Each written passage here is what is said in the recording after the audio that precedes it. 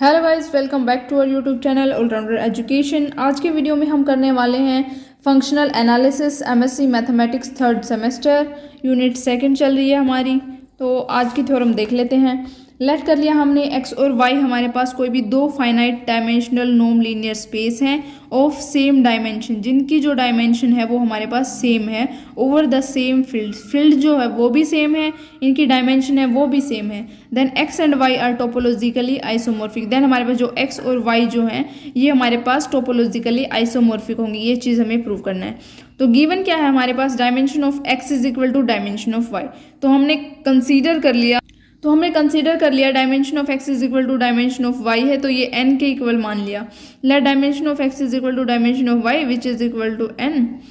Late जो b है वो मैंने मान लिया बेसिस है x के लिए, और b डैश है वो बेसिस है y के लिए। तो b को मैंने डिफाइन किया है x1 x2 up to so xn, यानी कि x को n टपल्स में और y को n टपल्स की फॉर्म में b डैश और y के लिए रिप्रेजेंट किया है मैंने एज अ बेसिस।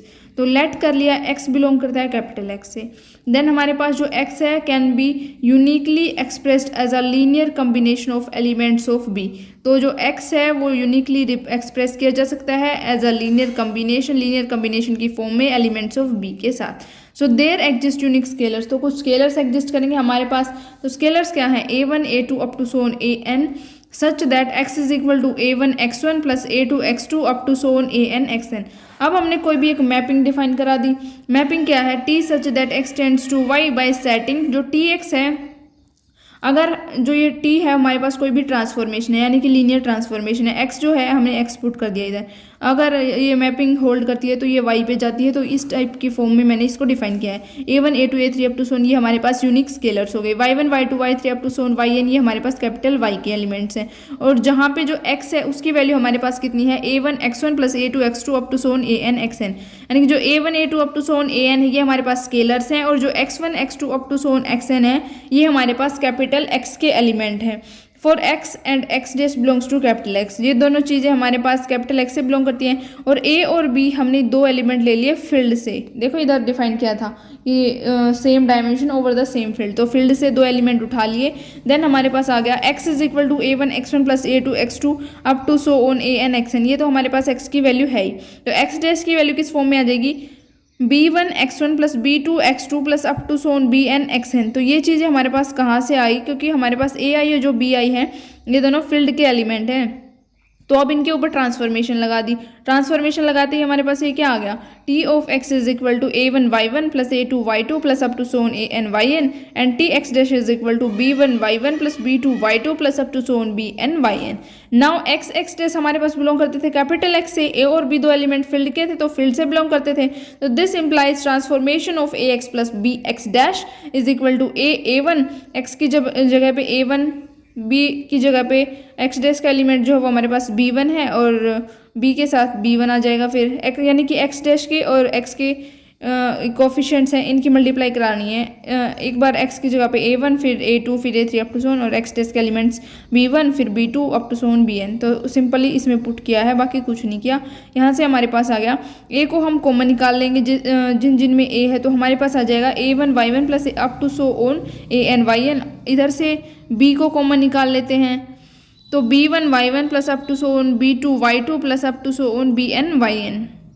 यहाँ से हमारे पास आ गया a बाहर, और जो ये वाली वैल्यू ये हमारे पास किसकी है, ट्रांसफॉर्मेशन ऑफ x की, और जो ये वाली वैल्यू हमारे पास ये किसकी है, ट्रांसफॉर्मेशन ऑफ x डैश की। तो यहाँ पे पुट कर दिया। इसका मतलब हमारे पास जो t है वो क्या हो गया, लीनियर।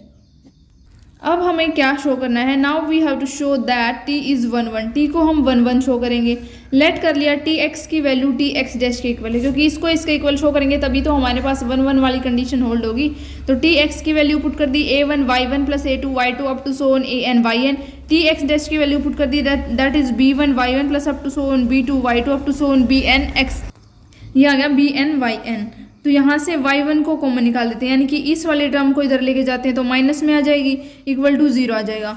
y1 इधर भी है इधर भी है, कॉमन निकाल लेंगे तो आ जाएगा a1 minus b1 plus a2 minus b2 y2, इसी तरीके से an माइनस bn yn। अब इसको ये क्या इम्प्लाई करता है, y1 तो 0 हो नहीं सकता, तो a1 माइनस b1 को 0 के इक्वल पुट कर देते हैं। इसी तरीके से a2 माइनस b2 को 0 के equal, up to so on an minus bn को 0 के इक्वल। तो यहाँ से हमारे पास आ गया कि ai is equal to bi जब i की वैल्यू 1 से लेके n के बीच लाई करती है। तो यह क्या इंप्लाई करता है कि x की वैल्यू x डैश के इक्वल है। इसका मतलब t जो है वह हमारे पास वो 1 1 है। t इज ऑन टू, ये चीज़ प्रूव करनी है हमें।